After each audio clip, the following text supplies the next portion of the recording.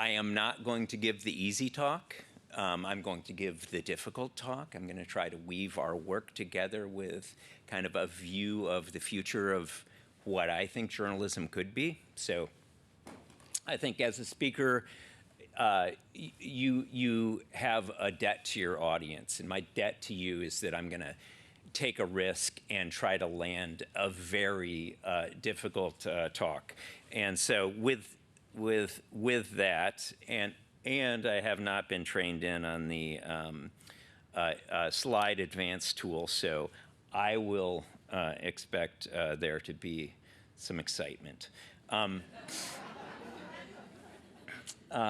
So I often describe Meedan as a context project. So it's not surprising I'll begin this talk recognizing the context into which it falls, namely that we're sitting today in the comfortable and comforting environments of my beloved local public radio station on a beautiful day in the Bay Area, and at a moment in history that journalism as a practice and an institution is under tremendous threat from business models and evolving technologies alike. We are also, as you are all aware, 13 days from a national reckoning that feels more like a global referendum on democracy, and by proxy, an evaluation of the robustness and effectiveness of our media infrastructures. To this, I also bring my personal context as a KQED supporter, but also the leader of an organization based here in the Bay Area, which I founded after being arrested on the city streets a few miles from here, protesting the first day of the war in Iraq. And I will say that for the foundation leaders in this room, it was a cold email to Jonathan Fanton, which he opened, which he read, which he responded to, and which led me to this stage today. So open those emails, respond to them. Since then, Meedan has developed the technology and led coalition building for most of the large collaborative election, public health, and crisis-related fact-checking, content assessment, and misinformation response projects in the world. All of us in this room know that these days, the more unbelievable and unsavory and unusual a piece of content is, the more it tends to gather eyeballs. We also understand that with this gathering of eyeballs, the outrageous becomes the influential as a culture-setting, ideology-shifting force. Therein, we have the problem with misinformation. It is not a phenomenon restricted to assertions on a page. It is infrastructural and becomes ideological. Now, this is not to say we do not need scientific, investigative journalism, fact-checking, and media literacy efforts, and all the paths and angles that we take to provide decision makers and voters with credible information. Absolutely and certainly, but to imagine that these alone are sufficient to address the deep issues with our information ecosystems is naive. So my provocation to you today, from the point of view of someone who's been in the trenches addressing misinformation for the last 12 years at least, is that we need to envision new infrastructures to reinvent a sustainable, resilient, and AI-forward vision for the fourth estate. But what might a new framing for platform dependency-resistant, open, and sustainable journalism in the era of AI look like?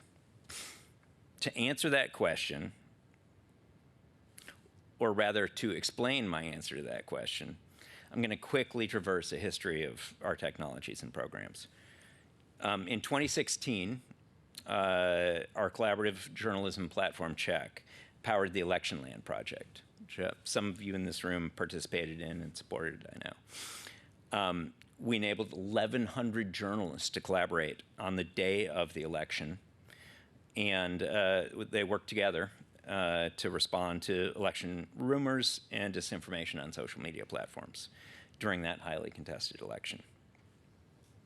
We evolved that model to covering candidates on the campaign trail in Mexico in 2018 with a project called Verificado that brought together 90 media partners and that caused the presidential candidates to state on the campaign trail that they changed their language and they were speaking more carefully because they knew that Verificado was watching and checking. As an afterthought for that project, we stood up a WhatsApp tip line, essentially a phone number, and we publicized the WhatsApp number and passed a mobile phone around the newsroom in Mexico City. That number brought in enough traffic that it tipped over the WhatsApp small business application, which we were running on, and it attracted the attention of WhatsApp leadership, who approached us and said, would you integrate your technology into our business API? Would you start and pilot a program for the Indian election? We have grown that program since 2019 to count 40 global partners,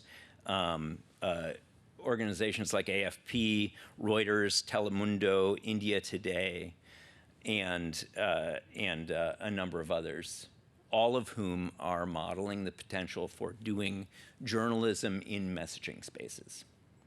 Now, this has put us early to the game for AI in journalism, and it's led us to have some thoughts about the future of journalism.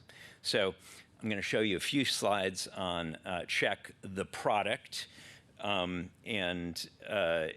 know that it is essentially a piece of open source software that sits on top of messaging platforms. It avoids the pass the mobile phone around the newsroom scalability issue. And it uses AI to analyze, classify, and organize inbound content sent from users on WhatsApp to their media partner of choice. Our web application allows those media partners to provide journalism as a service to end users whose entire experience is through their messaging device. Solves the last mile problem because essentially everyone has a smartphone now in most of the locales where we work. Check allows our media partners to, and this is a view of the user side, screen left is just their mobile platform. The center panel is how journalists see an inbound list of queries. So the bot authoring on Check allows no code. A journalist with no experience, no technical experience at all, can author a bot, can decide what keywords trigger what behaviors, can set up a menu, can easily create a user experience for someone who's encountering their tip line. The newsletter function allows newsrooms to set up and schedule regular newsletters, really critical for building audience. And that didn't work. We have a team of machine learning engineers who are working on the clustering algorithms that make the magic happen. Okay, as I said, this is one-to-one journalism, right? Someone sends in a question, we give them a response. So our ability to do this at scale is all dependent on our ability to develop AIs that look at questions, cluster them, send off resources to similar questions we've seen in the past. And in this way, we can automate the process and allow a small team of journalists to address many thousands of information requests from a user base. Lastly, federating data. So we have a network of partners. We bring those partners together around moments of civic attention, like elections. We need to make their work more efficient. So we've created the infrastructure that allows them to share anonymized queries that one partner is getting in from their audience with another partner. We also allow them to share data. So at these moments, journalism, which we know is anti-collaborative, gets collaborative. Newsrooms want to share. They want to get voters information. So they can also share their content that they've created.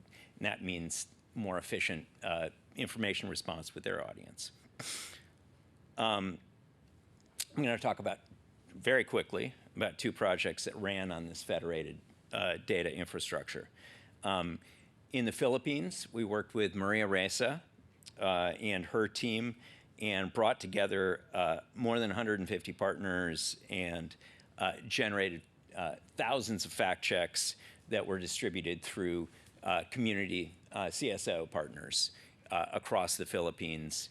Very inspiring project. Talk to me about it later. In Brazil, we were approached by the National Election Authority, the TSC.